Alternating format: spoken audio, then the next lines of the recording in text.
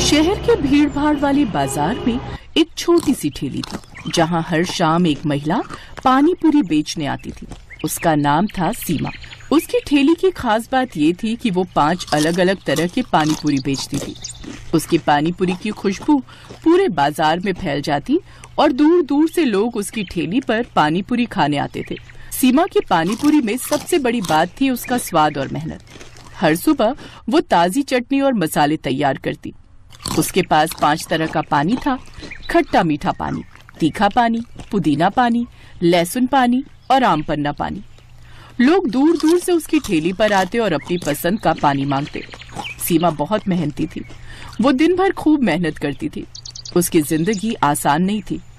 उसका पति बीमारी के कारण काम नहीं कर पाता था, इसलिए घर की और बच्चों की पूरी जिम्मेदारी अकेले सीमा ही संभालती थी।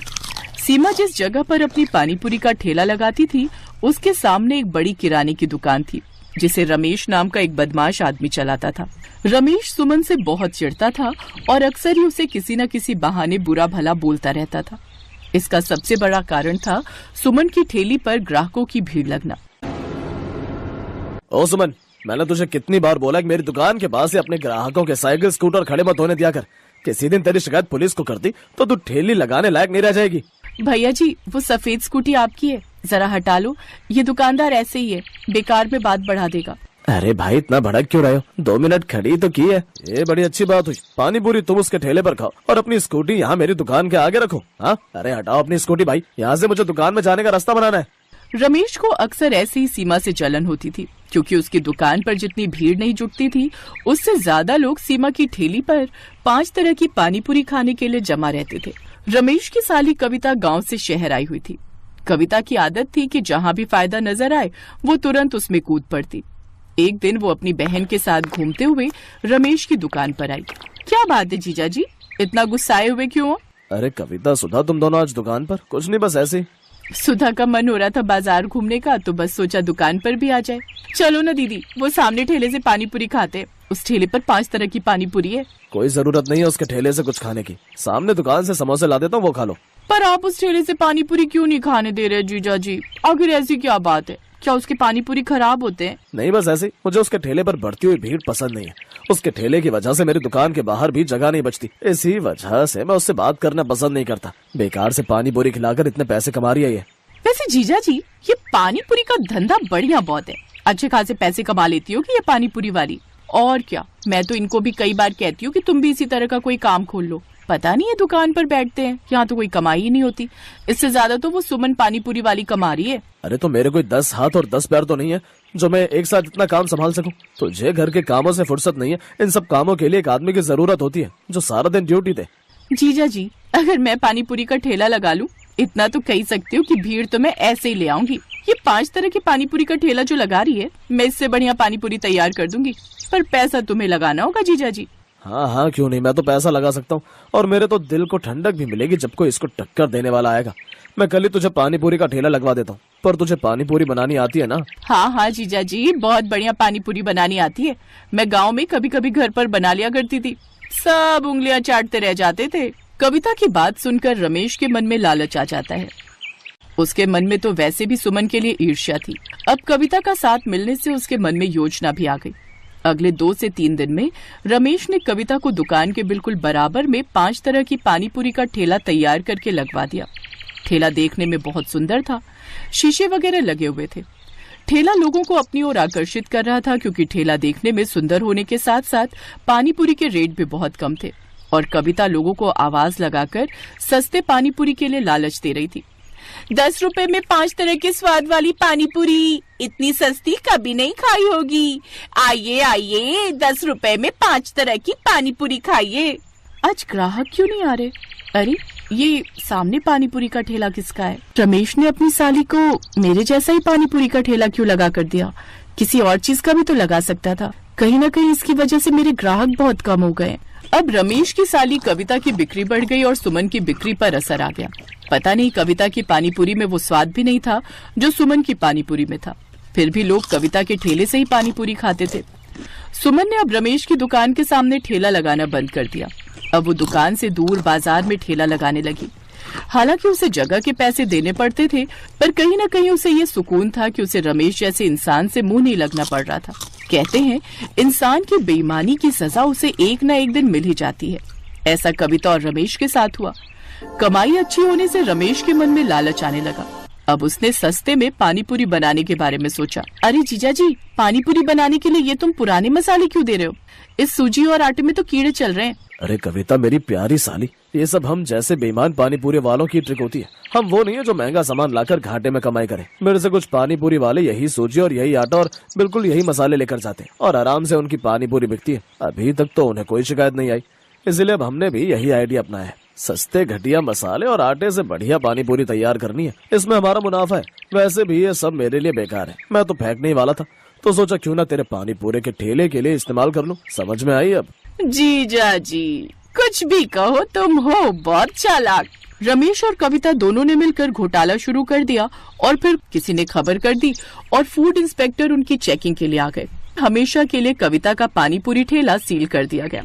उधर सुमन पहले की तरह ही साफ सुथरे तरीके से पूरी मेहनत के साथ वैसे ही बाजार में अपना पानी पूरी का ठेला चला रही थी। मैंने कहा था जीजा जी मिलावट मत करो, पर तुमने मेरी नहीं सुनी। देखो वो 5 तरह की पानी पूरी वाली आज भी अपना ठेला इतने आराम से चला रही है।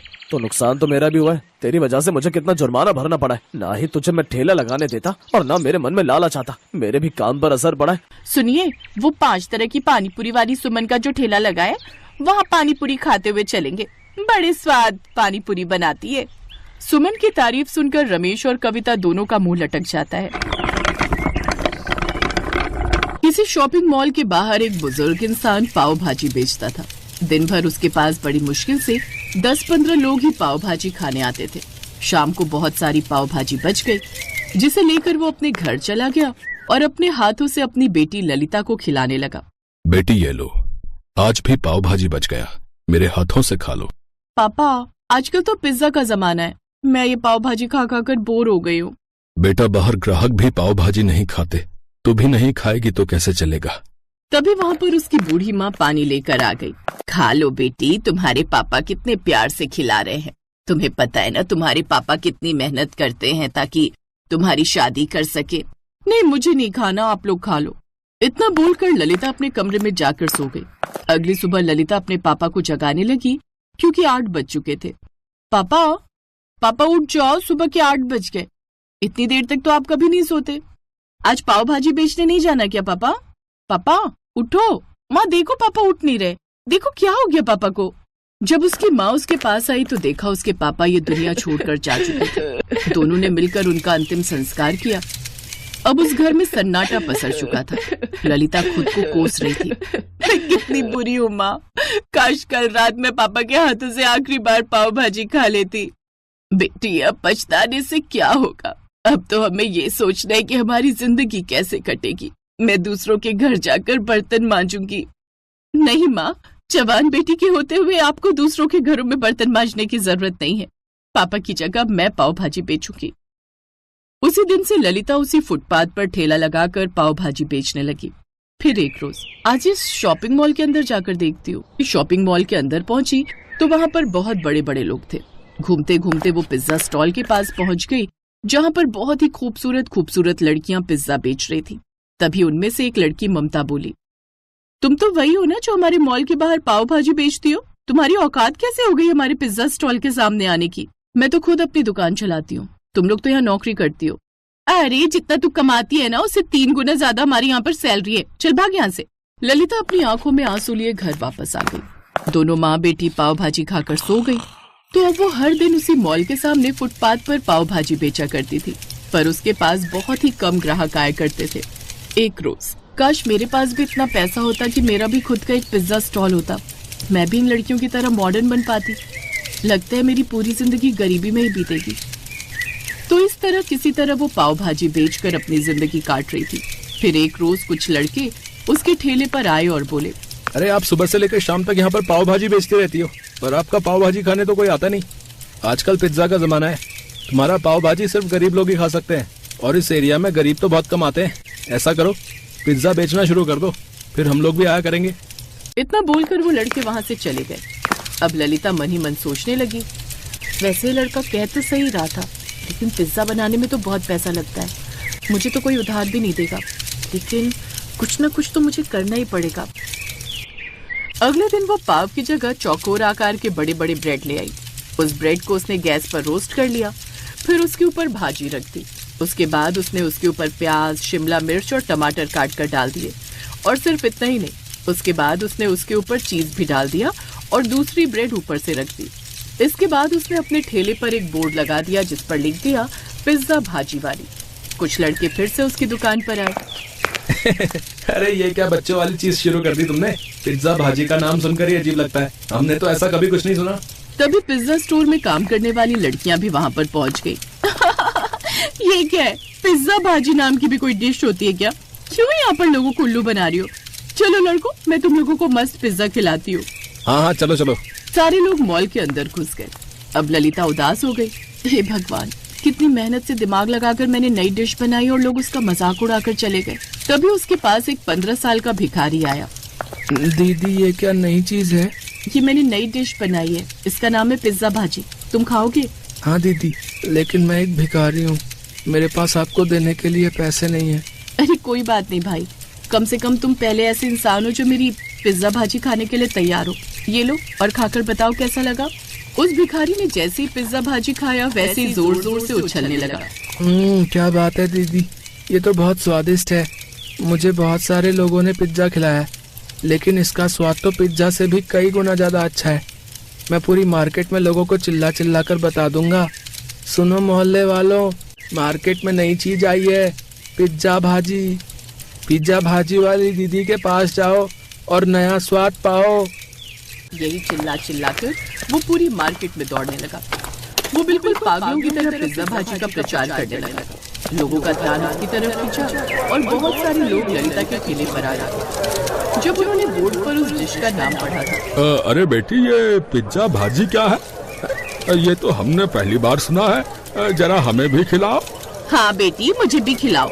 वो भिखारी तो तुम्हारा पिज्जा भाजी खाकर बिल्कुल पागल ही हो गया। हम भी तो देखें कैसा स्वाद है इसका। जी बिल्कुल, अभी खिलाती हूँ। फिर आप लोग सच सच बताना कि आपको इसका स्वाद कैसा लगा। और हाँ, इसका रेट सिर्फ 20 रुपए है। ललिता ने उन लोगों को भी पिज्जा भाजी खिलाया। क्या बात है बेटी, ये तो बिल्कुल नई चीज बना दी तुमने। 20 रुपए में ऐसा स्वाद पूरी दुनिया में कहीं नहीं मिलेगा। मुझे 10 पिज्जा भाजी पैक कर दो, मैं अपने बच्चों को खिलाऊंगी, उन्हें बहुत अच्छा लगेगा। आप बिल्कुल सही कह रही हो बहन जी, इसका स्वाद तो सबसे अलग और सबसे जुदा है। मुझे भी 20 पिज्जा भाजी पैक कर देना प्लीज। उस दिन के बाद उसका पिज्जा भाजी खूब बिकने लगा। अब सारे लड़के लड़कियों ने मॉल के अंदर जाकर पिज्जा खाना बंद कर दिया था और ललिता का पिज्जा भाजी खाने लगे थे, क्योंकि वो सस्ता भी पड़ता था। पिज्जा स्टोर का मालिक इस बात से बहुत नाराज हुआ। इस लड़की ने तो मेरे पिज्जा स्टोर को टक्कर दे दी, इसने मेरा सारा धंधा ही चौपट कर दिया। इसका ठेला यहाँ से हटवाना पड़ेगा। उसने पुलिस को फोन करके ललिता का ठेला हटवाने को बोल दिया। अगले दिन पुलिस उसके ठेले के पास पहुंच गई। देखो, ये जगह सरकारी है, यहाँ पर तुम अपना ठेला नहीं लगा सकती। लेकिन सर, मेरे पापा पिछले 30 सालों से यहीं पर अपना ठेला लगाते थे। देखो, चुपचाप अपना ठेला हटाओ, वरना अगर हमने जबरदस्ती की तो लोग कहेंगे कि गरीबों को सताती है पुलिस। बेचारी ललिता वहाँ से जाने लगी। ये सब होते हुए मॉल का मालिक देख रहा था। इस लड़की का पिज्जा भाजी काफी फेमस हो गया है, क्यों ना मैं इसका फायदा उठाऊं। इसी बहाने बेचारी की लाइफ भी सेट हो जाएगी। जब ललिता रोती हुई काफी दूर निकल गई, तब मॉल का मालिक उसके पास पहुंचा। अरे बेटी रुको, ये तो बिल्कुल नया कंटेंट निकाल दिया तुमने, चारों तरफ इसकी चर्चा है। जरा मैं भी तो खाकर देखूं कि ये कैसा लगता है। सर, आप तो इतने बड़े मॉल के मालिक हैं, आप सच में मेरा पिज्जा भाजी खाएंगे? ये लीजिए। उसने पिज्जा भाजी खाया जो उसे बहुत पसंद आया। बेटी, इसका स्वाद तो बहुत अलग है और तुमने नई डिश की इन्वेंशन भी कर दी। तुम ऐसा करो, मेरे मॉल के अंदर अपनी दुकान लगाओ। लेकिन सर, मेरे पास इतने पैसे नहीं है कि मैं मॉल के अंदर अपना स्टोर खोल सकूं।